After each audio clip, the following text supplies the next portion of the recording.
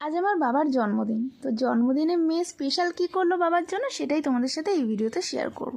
তো hello everyone, আমার একটা ছোট্ট মিনি ব্লগে তোমাদের সকলকে স্বাগত। ভাই ফুল নিয়ে চলে এসেছে হাওড়া থেকে, বেচারা পুরো ভিজে গেছে, 3বার ভিজে 3বার শুকিয়ে গেছে, এরকম বৃষ্টি হচ্ছে ওদিকে। আর এই পুচকুটা আমাকে আজকে একটু হেল্প করেছে এই গোলাপের পাতাগুলো ছাড়িয়ে দিতে, কারণ অনেক স্টিক এনেছে, তো প্রায় 6টা মতো আমি ফুলদানি বার করেছি, 6টাতেও বোধহয় কম পড়ে যাবে। তো প্রথমে রজনীগন্ধাগুলো দিয়ে শুরু করেছি। রজনীগন্ধা আমার বেশ ভালো লাগে, ওর গন্ধটাই খুব সুন্দর। তো 4টে ফুলদানিতে রজনীগন্ধা পুরো ফিট হয়ে গেছে, আর 2টোতে বাকি এই গোলাপগুলো দেবো। এবারে কিভাবে কি ডেকোরেশন করব সেটা পরে ভাবছি, আপাতত এগুলোকে স্টিকগুলোকে ঠিকঠাক মতো সেট করি। আর এই ছোট ছোট গোলাপগুলোতে না এত কাটা, আমার সারা হাত পুরো ফুটো ফুটো হয়ে গেছে। পরের দিন আমি বুঝতে পারছি 2-1টা কাটা তো ফুটে গিয়েছিলো, সেই মুহূর্তে আবার বার করেছি। আর এই ফুলগুলোতে প্রচুর কাটা থাকে। বাকি যে গোলাপগুলো এনেছে ওই গোলাপগুলোতে একদমই কাটা নেই, শুধুমাত্র পাতা আছে, পাতাতে ছাড়িয়ে নিলে সুন্দর করে স্টিকে বসে যায়। এবার এটা গুছিয়ে নিয়ে আমি বসেছি ফল কাটতে। ফল আজকে অনেক কাটবো। আর এবারে প্ল্যান করেছি কি বলো তো, পুজোটা একটু তাড়াতাড়ি সারবো, কারণ প্রতিবারে 10টা সাড়ে 10টা বেজে যায়, তখন প্রসাদ দিতে বড় অসুবিধা হয়। তো এবারে ভেবেছি 9টার মধ্যে পুজো কমপ্লিট করব, 9:30টার মধ্যে মোটামুটি প্রসাদ বিতরণ কমপ্লিট। পুজো আমার তখনই দিয়ে ভালো লাগে যখন আমি প্রসাদটা ঠিকঠাক মতো দিতে পারি মানুষজনকে।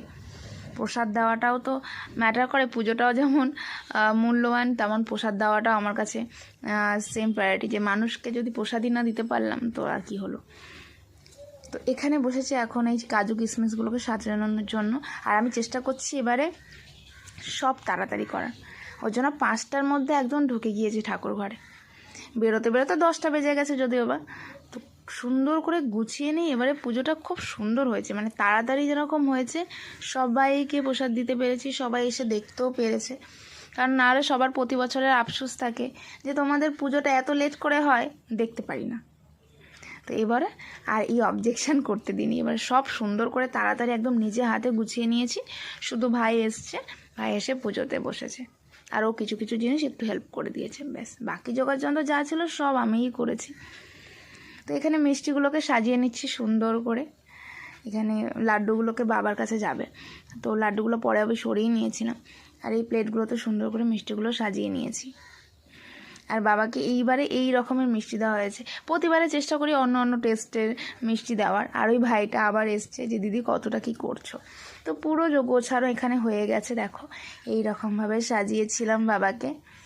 চেষ্টা করেছি বেশ দেওয়ার, ভাইও খুব সুন্দর করে, ওর যতটা সামর্থ্য ততটাই করে। এই যে চকলেটগুলোকে সুন্দর